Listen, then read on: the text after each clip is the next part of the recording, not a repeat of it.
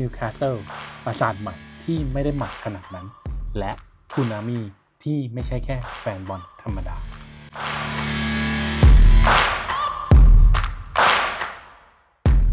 สวัสดีครับแฟนๆ False 9นะครับวันนี้เราจะมาลงลึกถึงเรื่องประวัติศาสตร์ของทีมนิวคาสเซิลและเมืองนิวคาสเซิลกันทำไม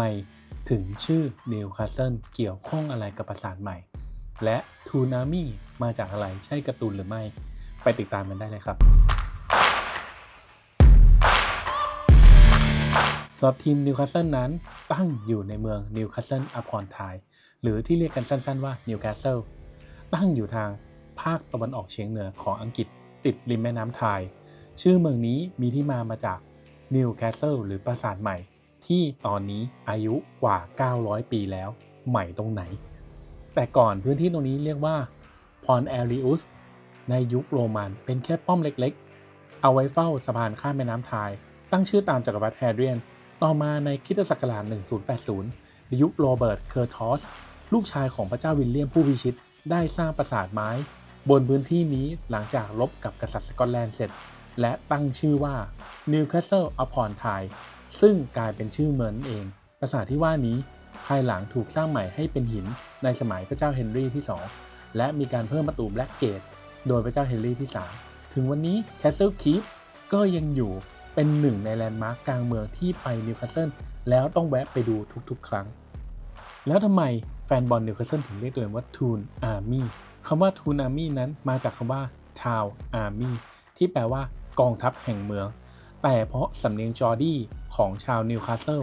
ออกเสียงทาวว่า Toon เลยกลายเป็นคำเฉพาะของแฟนบอลนิวคาสเซิล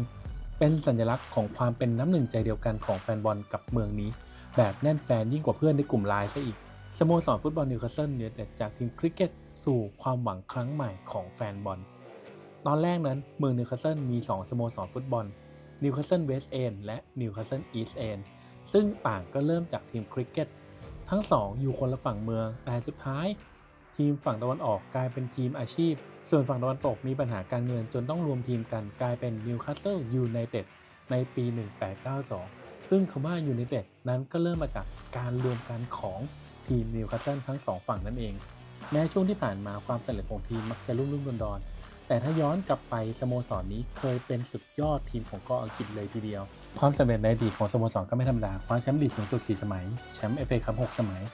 และยังเคยเป็นรองแชมป์พรีเมียร์ลีกในยุคของเควินคีแกนมาแล้วด้วย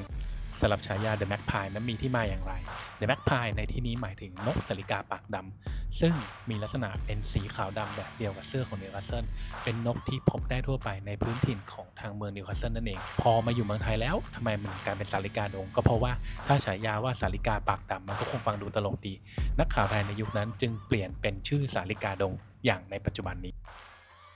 ในยุคปัจจุบันหลังจากการเทคโอเวอร์ของกลุ่มทุนซาอุนิวคาสเซิลก็เริ่มกลับมาน่าจับตาครั้งทั้งในสนามและตลาดนักเตะปัจจุบันก็เป็นทีมที่เบียดในพื้นที่ UCL และล่าสุดนั้นแฟนๆนิวคาสเซิลก็เริ่มกลับมามีความหวังอีกครั้งเมื่อสาลิกาดงนิวคาสเซิลโบยบินคว้าแชมป์คาราบาวครับเป็นครั้งแรกของสโมสรและเป็นครั้งแรกในรอบหลาย10ปีของทีมเดียวสำหรับถ้วยเมเจอร์โทฟี่สำหรับชาวพื้นเมืองนิวคาสเซิลที่เราเรียกว่าชาวจอร์ดี้คนดังบ้านนี้มีคนเก่งเยอะนอกจากทีมบอลเมืองนี้ยังผลิตคนดังระดับโลกเช่นอลันเชลเลอร์ตำนานกองหน้าทีมชาติอังกฤษและดาวซันโวสูงสุดตลอดกาลของพรีเมียร์ลีก260ประตูเกิดที่นิวคาสเซิลและเป็นฮีโร่ประจำเมืองแอนตันเด็กคู่หูพิธีกรรายการทีวีชื่อดังของอังกฤษสติงนักร้องนำวง The Police ที่เกิดในวอลเซนต์ใกล้ๆนิวคาสเซิลไบรอันจอห์นสันวง AC/DC นักร้องนำวงร็อกระดับตำนานก็เป็นชาวจอร์ดี้เช่นเดียวกันสำหรับนิวคาสเซิลนั้นไม่ใช่แค่เมืองที่มีประวัติศาสตร์เก่าแก่แต่ยังเต็มไปด้วยพลังจากผู้คนที่รักเมืองของตัวเองสุดหัวใจและถ้าคุณเคยเห็นบรรยากาศในสนามเซนต์เจมส์พาร์คตอนนิวคาสเซิลยิงประตูได้จะเข้าใจเลยว่าทำไมคำว่า Toon Army ถึงไม่ได้เป็นแค่ชื่อแฟนบอลแต่มันคือจิตวิญญาณของทั้งเมืองเลยครับ